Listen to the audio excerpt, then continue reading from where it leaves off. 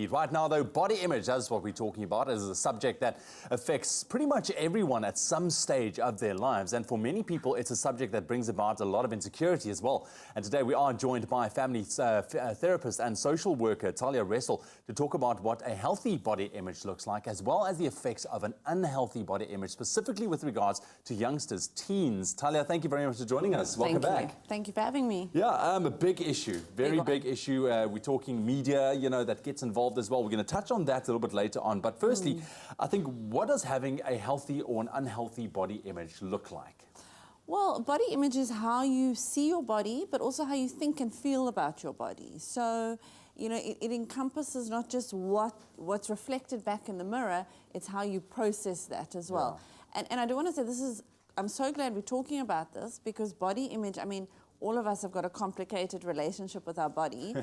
And now you added at teenage years, adolescent years, which, in such a short space, your body is completely changing. So huge amount of pressure on the body, and, how you look, and media and all the pressures that come with being a teen and what their body means. Especially, like you said, through those changes. And this is where I think really parents need to sharpen up to try and guide your teens through that process as well, especially with hitting puberty and changing. It's a big thing. It's a big thing. So what are the effects of having an unhealthy body image? So an unhealthy body image is where you are seeing yourself in an unrealistic way. You are valuing yourself purely by your physical appearance, and then you're unhappy with what you see reflected back to you. And some of the side effects of that would be really there's emotional components, feeling down, you can be depressed from it, even anxious about it. You can withdraw socially, that you don't want to even go out because you think you're too ugly to be seen.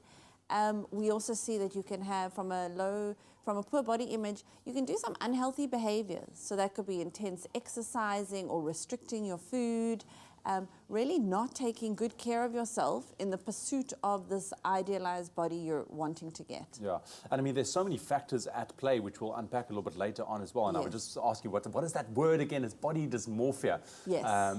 And it's quite sad, because you will have, let's say, a teen that's absolutely perfect, that looks beautiful, but it's like you said, it's the way that they process that information, looking at themselves, which is very dangerous. So that's where the parents, I think, need to step in. So how can we as parents help kind of guide your teen through that phase, helping them to attain a healthy body image? Well, we first start with asking parents, what do you say to yourself? And unfortunately, those little non-verbal cues and the things that come along when we say, oh, I shouldn't have that chocolate cake, or, this is so bad for me. Children are watching that, and it's learned often. If you are not getting in a swimming costume to get in the water on a hot day because you're embarrassed about your body, what message are you sending your child? So that's the first thing. Be aware of that. Be that role model for your child. And I'd say to parents also, be aware, to encourage a good body image. Talk to them about what their body can do, because that's what's important. We take care of our body because look at all the amazing things that we can do, and that our value is not about how we look. Yeah. It's hard in today's society where it is all about looking. Absolutely. Look, we are going to be talking about that, especially with regards to social media. We're saying it earlier on, all those filters that people use nowadays as well. Yes. But it's really going about teaching your child and your teen to be comfortable in their own skin. Doesn't matter, what the circumstances. It's how you approach it, I think. But very big topic. Thank you, Talya, for bringing that this morning. We are going to be continuing that with Talya a little bit later on this morning. It's my feel-good breakfast show. Right now, back in your Feel Good Breakfast studio, we're continuing our discussion with family therapist and social worker Talya Ressel about body image, healthy, and also the effects of an unhealthy body image with regards to your teens, especially. Talya, thank you very much once again for joining us this morning. Big topic, I love it.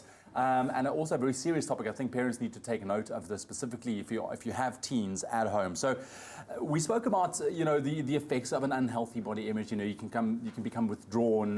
Depression can set in as well.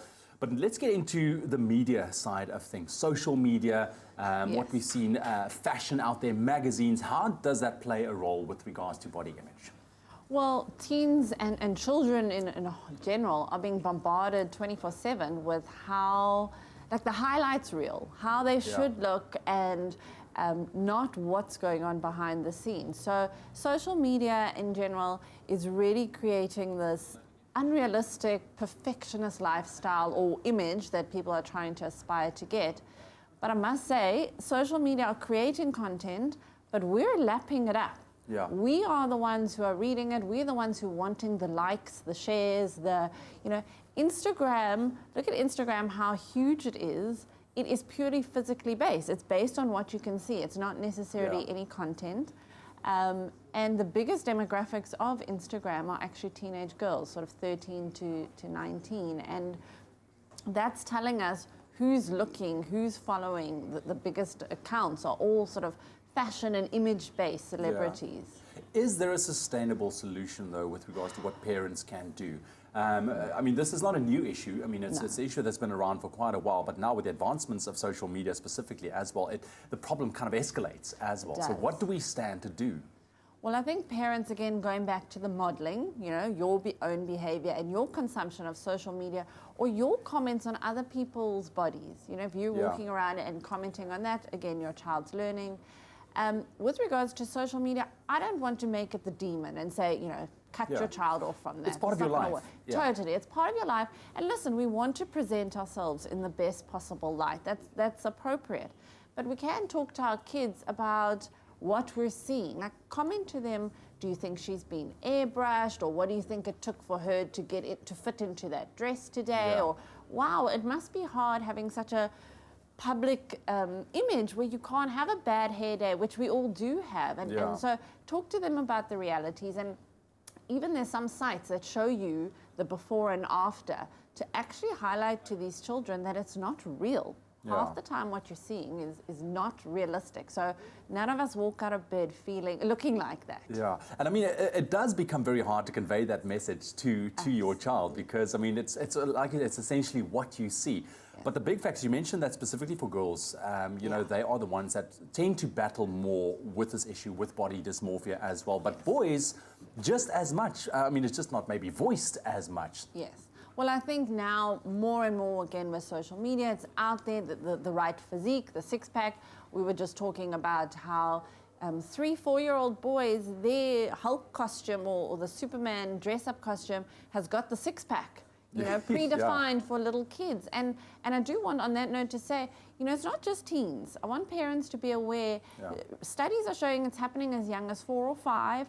I have seen myself in my practice children sort of pre-primary level not wanting to eat bread because of carbs and that impact. So we have to be aware that it's filtering through very young. Yeah, and you also need to understand that subconsciously a young mind absorbs that and it's there, it stays. Yes. Especially when we talk about, bad and good or putting the judgments on food or on our bodies, then the child absorbs it. I always say it, parents, we've got a heavy weight on their shoulder with regards to raising their children nowadays in this fast-paced life that we're living as well. Talya, thank you very much for joining us this morning.